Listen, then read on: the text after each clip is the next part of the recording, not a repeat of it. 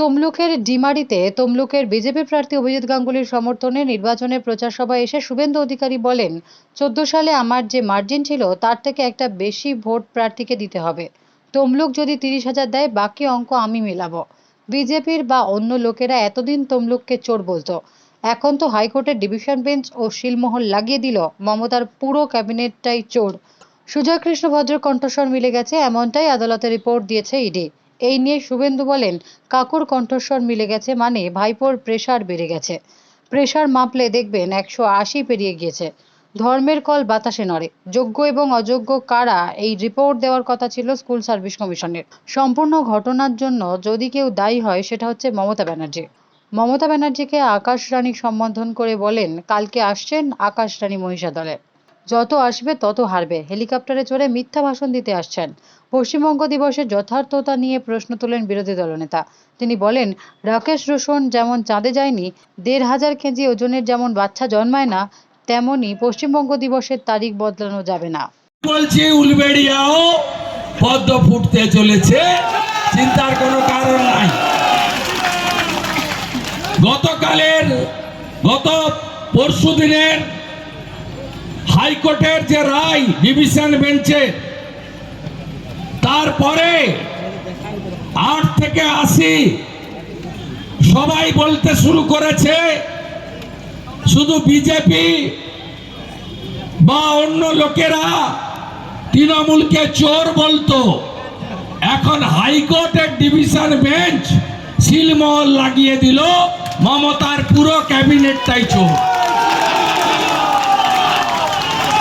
আজকে একটু আগে আসার সময় মেসেজ পেলাম, কাকুর কণ্ঠস্বর মিলে গেছে, ইডি রিপোর্ট করেছে। কাকুর কণ্ঠস্বর মিলে গেছে মানে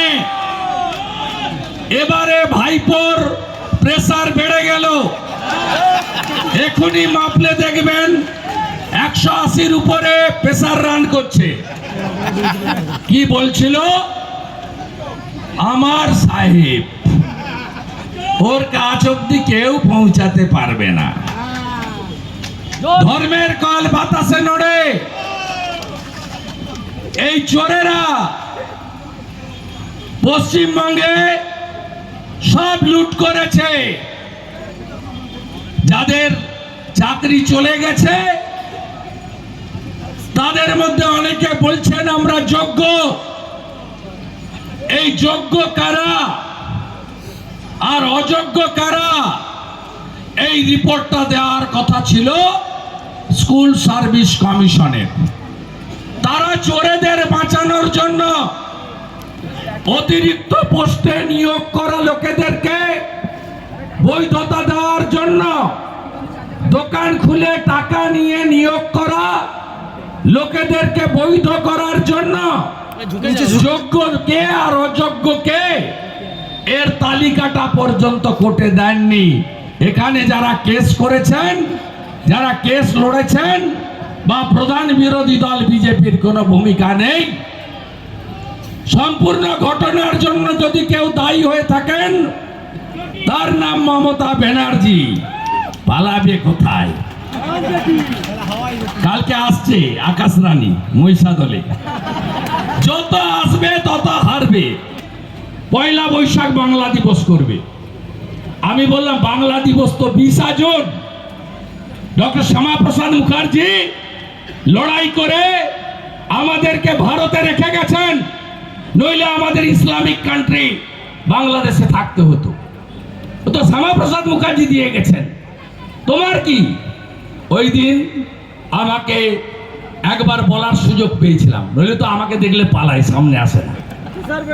আমি বললাম, রাকেশ রোশন যেমন চাঁদে যায়নি, ইন্দিরা গান্ধী যেমন চাঁদে যায়নি, 1500 কেজি ওজনের যেমন বাচ্চা জন্মায় না, পৃথিবীতে 1170টা দেশ নেই, তেমনি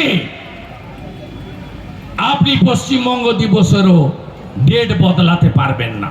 এই অশিক্ষিত পিসিআর ভাইপো, নিম্ন মেধা, একজন আগে ডক্টরেট লিখত জর্জিয়া ইউনিভার্সিটি, তারপরে জাল ধরা পড়েছে আর ডক্টরেট লেখে না। এটা হচ্ছে পিসি, ঠগি পিসি। আর ভাইপো এমবিএ লিখেছিল, দিল্লি ইউনিভার্সিটি ওইরকম কোনো ইউনিভার্সিটি নাই, তাই পরে আর এমবিএ লিখে না, উচ্চ মাধ্যমিকে থেমে যায়। Bureau report, D Bangla news.